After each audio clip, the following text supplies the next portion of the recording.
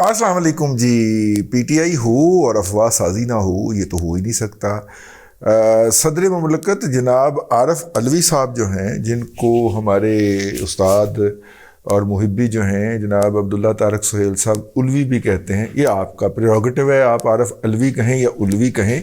वो उल्ली एक होती है, वो जो फफूंदी जिसको कहते हैं, वो लग जाती है अचार के ऊपर भी और बहुत सारी दूसरी आटे के ऊपर भी लग जाती है, बहुत देर पड़ा रहा है फ्रिज के बाहर। तो वो वहाँ से वो मेरा ख्याल शायद ड्रॉ करते हैं, लेकिन मैं उन्हें आरफ अलवी ही करूँगा। आरफ अलवी साहब लाहौर में हैं। जिस तरह शहबाज शरीफ साहब ने अपना एक रोज़ा क़याम बढ़ा लिया है, उसी तरह आरफ अलवी साहब ने भी लाहौर के अंदर अपना एक क़याम जो है वो 3 रोज़ा कर लिया है। वो 3 रोज़ा दौरे पर तशरीफ़ लाए हुए हैं और वो किकलियाँ डाल रहे हैं इमरान खान साहब के हाथ में हाथ डाल के, और लाहौरियों की ज़िंदगी उन्होंने जीरन कर रखी है प्रोटोकॉल ले ले के। गोडे गोडे पानी में कश्ती में सवार होकर ड्रामे करने वाला ये दंदान साज जो है, ये लाहौरियों की ज़िंदगी अजीरन करके बैठा हुआ है। यहाँ पे जिधर को भी जाता है प्रोटोकॉल लगवाता है और हर गामे माजे शीदे के घर में वो दंदनाता हुआ फिर रहा है। तो इसी गामे माजे में से एक जो है वो नहीं, उनमें से एक नहीं है, वो चौधरी गुलाम हुसैन साहब जी, जिनको पिछले दिनों एफआईए ने बैंक का लोन डिफ़ॉल्ट कर लेने के ऊपर पकड़ा था। एक बेवा के मकान कागजात के ऊपर उन्होंने कर्ज लेके 5 करोड़ हड़प कर लिया था। तो वो बड़ी अरसे से वो मामला पेंडिंग था, तो फिर एफआईए ने जनाब उसी केस में उनको फड़ कता। लेकिन चूँकि ज़ाहिर अदलिया जो है वो पीटीआई और पीटीआई के हम हामियों के लिए बड़ी आजकल ममता का रूप धारे हुए है, तो उनकी बेल तो हो गई, लेकिन वो जो थे वो, मेरा मतलब है कि उनके ऊपर कोई आज़ादी सहाफ़त का इल्ज़ाम नहीं था। मेरा मतलब है भाई लोन लिया है, डिफ़ॉल्ट किया है, तो उसका दीजिए।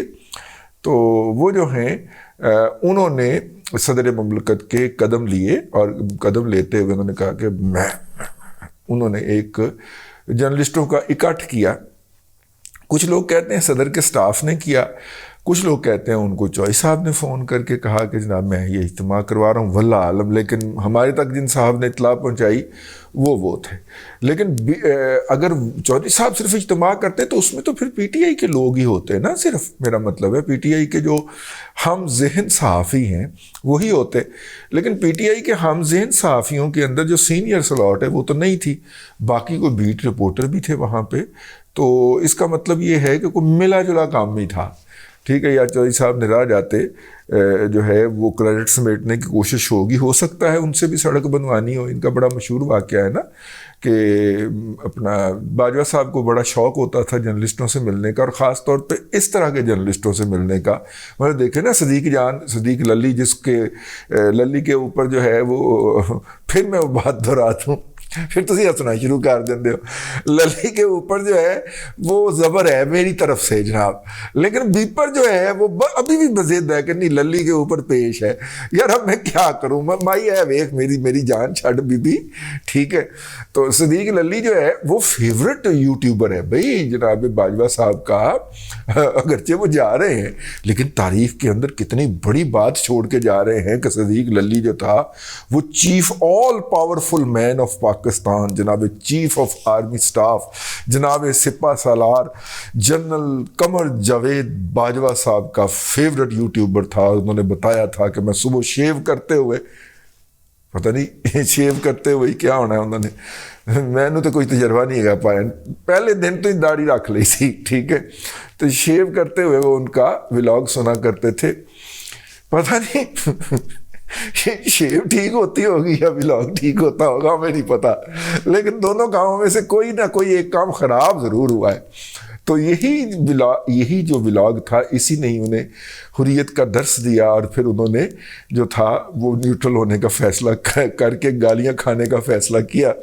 तो मेरा मतलब ये है कि वो सदीक लली साहब जो हैं, इस तरह के लोग, मेरा मतलब यार लाहौर कहते नहीं कि मुहावरा नहीं गा कि असी कोई ललियां दे बाल है, वो वाला लली जड़ा है, मतलब हाँ ठीक है आओ।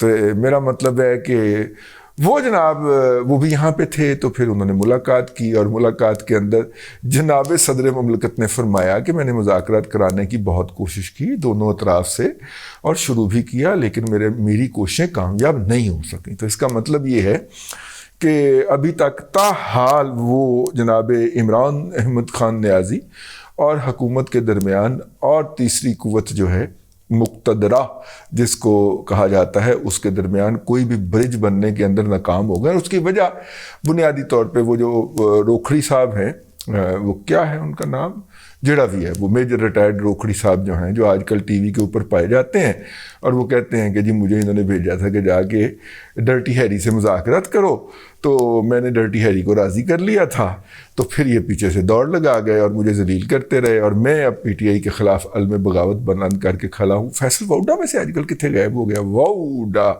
جو ہے، اس طرح کے بڑے نکلیں گے، واؤڈے چھوڈے روکھڑی وغیرہ، یہ بہت نکلیں گے پی ٹی آئی میں سے. آپ کو پتہ ہے کہ جن کا بظاہر کوئی کردار نہیں ہے لیکن وہ ترم خان ہوتے ہیں اپنے پارٹی کے اندر نا.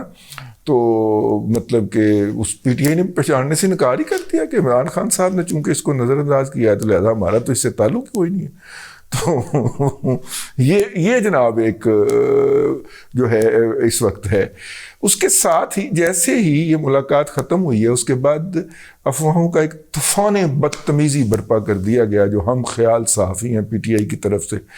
ایک انہوں نے بات اس کو اس سے جوڑا کہ جناب ایم بی ایس کا دورہ پاکستان جو ہے وہ التوا کا شکار ہو گیا ہے، 21 کو وہ تشریف نہیں لا رہے.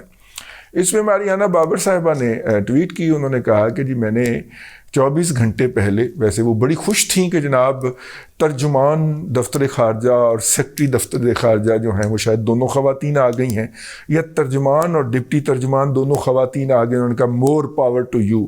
مور پاور ٹو یو والی خاتون جو ہیں ماریانہ بابر، انہوں نے جب انہیں پوچھا کہ ایم بی ایس نے اپنا دورہ بھارت جو ہے وہ کینسل کر دیا ہے، آپ ہمیں بتائیں کہ پاکستان کے دورے کا کیا سٹیٹس ہے. اور ماریانہ یہ کہتی ہیں، یعنی ایم بی ایس کے دورہ پاکستان کا کیا سٹیٹس ہے، کیا وہ آن ہے. تو اس کے اوپر ماریانہ بابر صاحبہ نے ٹویٹ کیا کہ اگر 2 دن پہلے جب میں نے آپ سے یہ سوال پوچھا تھا، اگر آپ اس کا پراپر رپلائی دے دیتی تو آج آپ کے ساتھ یہ نہ ہو رہی ہوتی، کیونکہ اب تو دفتر خارجہ کو اس کا جواب دینا ہے نا کہ اس کا نتیجہ کیا ہے. تو خیر یہ ہے جی. چاچو جو ہیں مطلب ظاہر ہے کہ اب اس کے اوپر جو ہے کچھ لوگ اس کا ذمہ دار جو ہے وہ پی ٹی آئی کو ٹھہرائیں گے کیونکہ وہ سڑکوں کے اوپر ہے. اور جب سعودی عرب کی سیکیورٹی ٹیم جو تھی وہ سیکیورٹی معاملات کا جائزہ لینے کے لیے اسلام آباد پہنچی تھی تو اس وقت پی ٹی آئی جو ہے وہ سڑکوں کے اوپر قلعے گارڈ کے تو موٹر وے اکھاڑ رہی تھی، تو لہذا وہ تو نہیں آنا تھا. دوسری انہوں نے پوچھا کہ یار پچھلی دفعہ ساڈا ایم بی ایس آیا سی تو وہ ایکسرسائز کی بہت مشینوں کا جہاز بھر کے لایا تھا، تو وہ مشینہ کتنے نے؟ تو وفاقی حکومت نے تلاش شروع کی تو پتہ چلا کہ وہ اکیلا کاپی لے کے نہیں نکلا تھا، وہ مشینیں بھی پہنچا گیا تھا. جہاں پہ اس نے 50,000 بوتلیں پانی کی وہاں پہ پہنچائی تھی نا پرائم منسٹر ہاؤس کی، وہاں پہ وہ مشینیں بھی وہیں پہ پہنچا گیا ہوا ہے اور بنی گالہ میں وہ مشینیں استعمال ہو رہی ہیں. اب حکومت جو ہے نا وہ حسب سابق جو ہے وہ ڈرپوک لوگوں کی طرح خصوصاں تو چھوڑ رہی ہے، سورسز کو خبریں تو دے رہی ہے، لیکن سر بازار آ کے آن دا ریکارڈ یہ کہنے سے اعتراض برت رہی ہے کہ بھائی انہوں نے لت جیڑی ہے نا وہ 6 ہفتے ٹھیک نہیں ہونی. ایم بی ایس آ رہا ذرا مشینہ تو انہوں دے دو تھوڑی دیر واسطے. وہ اس نے ایکسرسائز تو اب 6 ہفتے کے بعد ہی کرنی ہے نا بھائی، بلکہ اس کے بھی بعد کرے گا، 3 ماہ کے بعد کرے گا. لت ٹوٹی ہے یار، کوئی میرا مذاق تھوڑی ہے. ہاں تو میرا مطلب وہ اس کا کرے گا. ویسے یار یہ جو پلسٹر ہے نا میچنگ کلر کا وہ بڑا کمال کا ہے. آپ نے دیکھا بلو کلر، بلو شرٹ، جو مریضوں کی بلو شرٹ ہوتی ہے وہ والا پلسٹر. تو خیر ہو سکتا ہے شوکت خانم میں ایسا ہی ہوتا ہو. تو یہ جناب جو ہے یہ ایم بی ایس کا دورہ جو ہے کہا جا رہا ہے، ابھی تک کسی اتھینٹک سورس نے نہیں کیا، لیکن چونکہ گوہر بٹ نے ٹویٹ کر دی ہے تو میں نے کہا کہ میں اس پہ کر لوں. میرا خیال ہے کہ اگر جو ہے وہ حکومت پاکستان کوشش کرے تو یہ دورہ بچایا جا سکتا ہے. لیکن اب اس کو مختلف طریقوں سے جوڑا جائے گا. چاچو کے ساتھ سوشل میڈیا جو ہے پی ٹی آئی کا پھر چڑھ گیا ان کے اوپر کہ جناب چونکہ ان کو جرمانہ ہو گیا تو اس لیے اس کو چونکہ امریکہ برطانیہ سے روانہ نہیں ہونے دیا جا رہا. ویسے یوتھیو وہ تمہارا جو امام ہے نا شیان، وہ ماں سمیت پکڑا گیا ہے. میرا مطلب ہے کہ اکاؤنٹ اپنا ڈیلیٹ کر گیا ہے اور اب اس کے ساتھ جو ہونے والی ہے وہ 7 چوراں جنی اس کے ساتھ اس کو مار پڑنی ہے. ٹھیک ہے، بقول ہماری نانی اماں کے جو محاورہ 7 چوراں جنی کٹ پینی ہے انہوں. ٹھیک, کیونکہ وہ پرائم منسٹر کے رستے, پرائم منسٹر آف پاکستان جو کہ اسٹیٹ گیسٹ تھے, ان کے رستے کے اوپر جو تھا وہ کون سی تشویشناک حرکتیں کرتے ہوئے پایا گیا ہے. اس کی والدہ پائی گئی ہیں تو وہ گرفتار ہو گئی ہے, وہ بھی غائب ہے. ٹھیک ہے, اس کی شکایت اس کو کالج کو کی گئی ہے. تو وہ بہرحال قصہ یہ ہے جی کہ جناب شہباز شریف صاحب نے ایک کیس جیتا.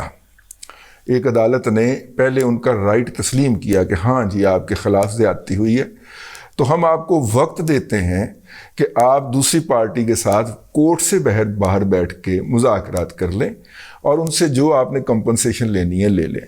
تو آپ دونوں کی مرضی ہے؟ انہوں نے کہا ہاں جی ہے. تو ہم اس معاملے کو سٹے کر رہے ہیں. ٹھیک ہے, انہوں نے اس معاملے کو سٹے کر دیا. درمیان میں دونوں پارٹیوں کے درمیان کوئی بھی نیگوسیشن نہیں ہو سکی یا رابطہ نہیں ہو سکا یا کچھ بھی نہیں ہو سکا. ون فائن مارننگ ان کے وکیل نے اٹھ کے عرضی ڈال دی اور عرضی ڈال کے کہا کہ جناب یہ جو ہے یہ اس معاملے کو میرٹ کے اوپر ڈیسائیڈ کیا جائے اور ہمارے آرگومنٹ وصول کیے جائیں اس کے اوپر. تو وہ پارٹی نے کہا کہ جی انہوں نے تو ہمارے ساتھ مل کے سٹے لیا تھا, تو انہوں نے تو ہمارے ساتھ مذاکرات کرنے تھے, تو مذاکرات بھی نہیں کیے اور آج انہوں نے سٹے بھی ڈال دیا. تو اتنے عرصے کی ہماری وکیل کی فیس تو دینا, تقریباً 1 کروڑ روپے پاکستانی بنتی ہے, تو وہ تو دینا ذرا.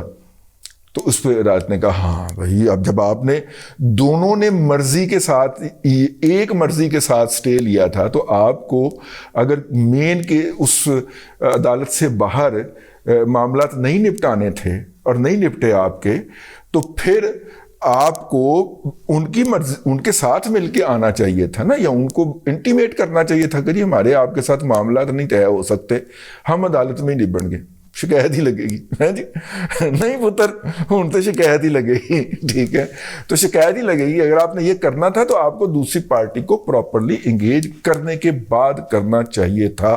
جب انہوں نے پوچھا کہ تسی انہوں نے کوئی خدشت لکھیا, کوئی میل لکھی ہوئے, کوئی رابطہ کیتا ہوئے, یہ ثبوت پیش نہیں کر سکے کہ نہیں جی ہم نے نہیں کیا.